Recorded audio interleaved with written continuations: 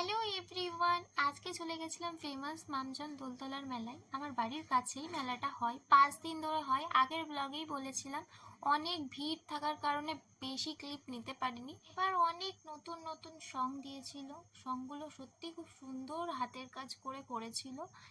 মেলাটা অনেক বড় মাঠ জুড়ে হয়, তাই সব রকম ক্লিপ নিতে পারিনি। নাগরদোল্লা, ব্রেক ডান্স, বাচ্চাদের কত সুন্দর সুন্দর চড়ার জিনিস এসেছিল, রং বেরঙের দোকান এসেছিল।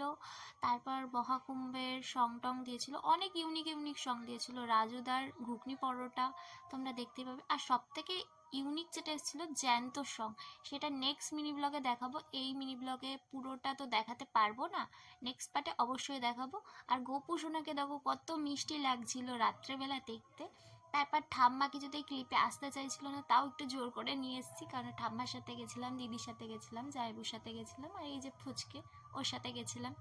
তারপর বাচ্চাদের যেদিকে চোখ যায় ও তো সেখান থেকে নামতে চাইছিলই না। এইটুকুনি ছিল আমার মিনি ব্লগ। নেক্সট পার্টে অবশ্যই পরের পার্টটা দেখাবো, জ্যান্ত সং। তো এখন সবাইকে বাই বাই।